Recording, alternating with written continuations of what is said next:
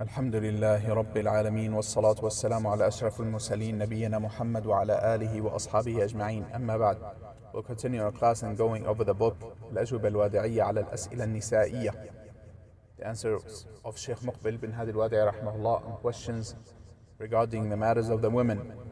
And we're still in the chapter regarding the women who are on their menses, also the matters regarding pregnancy and bleeding after giving birth. And in the previous class, we mentioned the answer of Sheikh Muqbil rahimahullah, along with mentioning the stronger opinion and the matter of the women who are on their menses touching the Mus'haf, and whether or not they are allowed to, and also reciting Quran. And we said the stronger opinion is that the women who are on their menses should not directly touch the Mus'haf. Rather, they are allowed to touch it with a barrier, such as gloves or a napkin or the likes, and that they are allowed to recite the Quran. This is a stronger opinion regarding this matter. And also, the women, they can touch books of tafsir. So if they want to recite the Quran, they can touch a book of tafsir and recite from that, rather than touching the Quran, the Mus'haf itself. And we mentioned also, barakallahu fikum, that it is permissible for a woman who is in her menses to recite the Quran or to read from the Quran from any handheld device, electronic devices, because those don't take the ruling of the masahif. So she's allowed to touch, of course, and hold her cell phone, which can contain an app, can have an app that has the entire Quran or parts of the Quran, and she's allowed to open it and recite from it. There's no harm, bi'idhnillahi ta'ala, because the cell phone does not take the ruling of the Quran. Now, على كل حال, الشيخ رحمه الله, he pointed out, he wanted to mention a mistake or something that some people fall into. قال الشيخ رحمه الله, he said, تنبيه وفائدة, he said a benefit and also a warning. قال بعض أهل المذاهب, ذكر هذا بعض أهل المذاهب, يقولون المرأة إذا كانت حائضا تتوضأ وتستقبل القبلة وتذكر الله حتى تألف العبادة. قال وهذا أمر ما أنزل الله به من سلطان.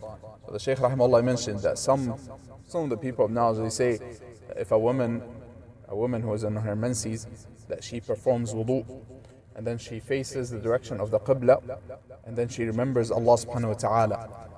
They said so that she does not feel like she is far away from the worship of Allah subhanahu wa ta'ala. He said this is a matter that there is no proof of. Allah subhanahu wa ta'ala did not send anything in regards to that. قال نعم تذكر الله على كل حال. He said yes, she should mention Allah subhanahu wa ta'ala on whatever situation she is upon. أما والحمد لله باب الذكر كبير وواسع.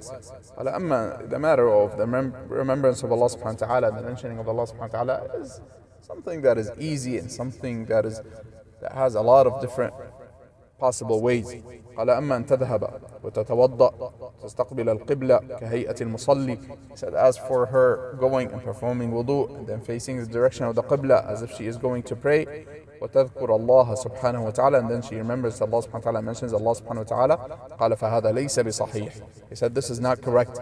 والنبي صلى الله عليه وسلم كان يذكر الله على كل أحيانه. The Messenger صلى الله عليه وسلم used to mention Allah subhanahu wa ta'ala upon all of his situations.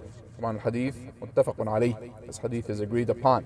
فممكن أن تذكر الله بأذكار الصباح وأذكار المساء. She could remember and mention Allah subhanahu wa ta'ala with the remembrance of the morning and the night. قال وهكذا أيضا أذكار النوم. Likewise, the remembrance of and the mentioning of Allah subhanahu wa ta'ala before sleep. وسائر الوقت كان النبي صلى الله عليه وسلم يذكر الله على كل أحيانه. And in all of her time, the Messenger صلى الله عليه وسلم used to mention Allah subhanahu wa ta'ala, remember Allah subhanahu wa ta'ala during all of his times. وهذا أمر بفضل الله تعالى ينبغي أن يتنبه إليه المسلم. This is a matter that the Muslims should pay attention to. أن يكثروا من ذكر الله سبحانه وتعالى, to remember and mention Allah subhanahu wa ta'ala. أمر الذكر أمر عظيم وهو يدفع عن الإنسان وساوس الشيطان، ويدفع عن الإنسان الأمراض، ويدفع عن الإنسان ذكر الله سبحانه وتعالى، يدفع عن الإنسان الشرور العظيمة. ينبغي أن نحصن أنفسنا بالأذكار، بأذكار الصباح والمساء، بأذكار النوم. هذه كالوقاية، كالحصن. أرأيت لو أن الإنسان جلس في داخل حصن، هل يأتيه العدو؟ لا يستطيع أن يأتيه العدو، إنما يأتيه إذا هو أضعف حصنه، ففتح أبوابا وفتح مداخل يدخلها العدو. وهكذا الشيطان عدو لنا، أخبرنا الله سبحانه وتعالى بعداوته لنا، فينبغي أن ننتبه إلى أنه عدو لنا، وأن نحصن أنفسنا بالأذكار، بذكر الله سبحانه وتعالى. So in general, remembrance of Allah subhanahu wa ta'ala, the mentioning of Allah subhanahu wa ta'ala, is something that we should not be heedless of, and rather it is something that we should protect ourselves with. Allah subhanahu wa ta'ala protects the person by way of his remembrance, the person remembering Allah subhanahu wa ta'ala, mentioning Allah subhanahu wa ta'ala.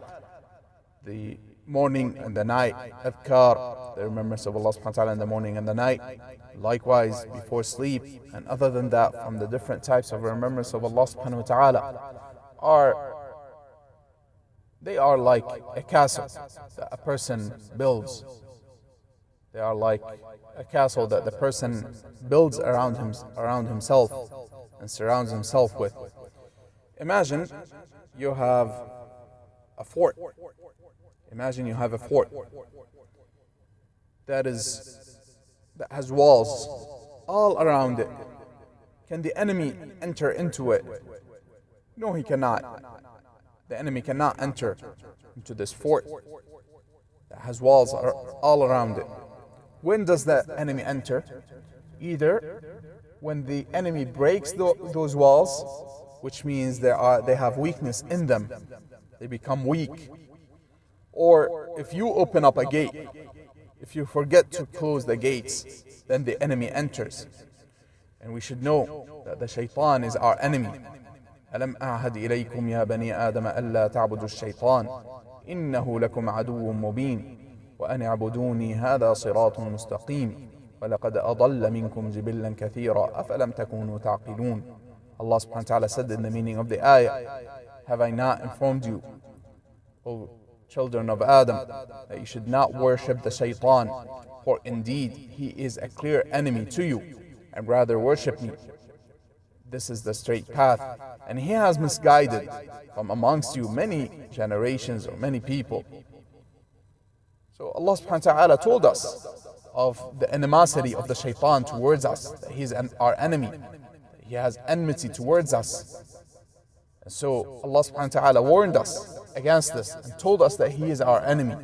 The shaitan has promised Allah subhanahu wa ta'ala to try to misguide the people and try to lead the people astray.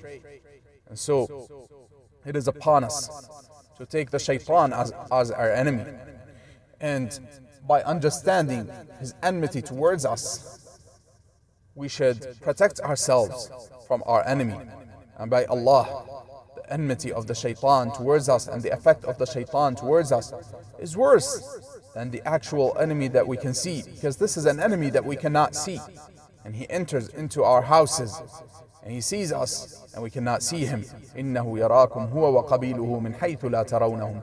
He sees you, he and his people, when you don't see them. Allah subhanahu wa ta'ala told us about the shaitan, and he told us that he whispers to us, causes us to fall into sin, into following desires, as well as what is worse is doubts. He tries to put doubts in our minds and our hearts, to deviate us, to take us away from the straight path, the path of Allah subhanahu wa ta'ala. So it is upon us to protect ourselves from the whispers of the shaitan, from the doubts of the shaitan, from the desires that the shaitan tries to put in our hearts. And the way to do so, from the greatest means, is of course to supplicate to Allah subhanahu wa ta'ala. And from the best of supplications are the supplications of the Messenger sallallahu alayhi wa sallam, which we find in the remembrance of Allah subhanahu wa ta'ala in the morning and the night. وقد قال النبي صلى الله عليه وسلم, the Messenger صلى الله عليه وسلم, he mentioned that when a person recites Ayatul Kursi before he sleeps, he will have a protection from Allah subhanahu wa ta'ala. He will have a protection from Allah subhanahu wa ta'ala from the shaitan. And likewise, when the person leaves his home and remembers Allah subhanahu wa ta'ala, mentions the remembrance of Allah subhanahu wa ta'ala for leaving the home, that he will be said to him that he is given sufficiency, he is given that which is sufficient for him, and that he is protected, and that he is guided. So, and shaitan, the shayateen themselves start pushing each other away from the person by way of, as in the hadith, a shaitan will say to the other shaitan, he will say, if he tries to come and deceive him, he will say to him, he is protected. He is protected and guided and given that which is sufficient for him. And so the shayateen themselves start stopping each other from trying to harm the person and trying to whisper and misguide the person, merely by the remembrance, this very short remembrance, Bismillah tawakkaltu ala Allah wa la hawla wa la quwwata illa billah. So we should be diligent in mentioning Allah subhanahu wa ta'ala and the remembrance of Allah subhanahu wa ta'ala.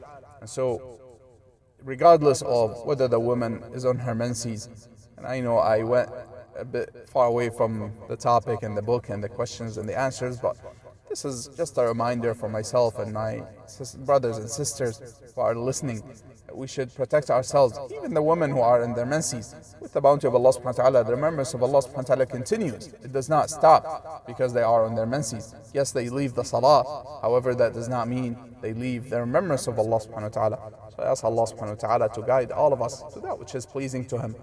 And inshallah we will continue in the next class if Allah subhanahu wa ta'ala allows us to, with the next question. ونكتفي بهذا المقدار وصلى الله وسلم وبارك على نبينا محمد وعلى آله وأصحابه أجمعين.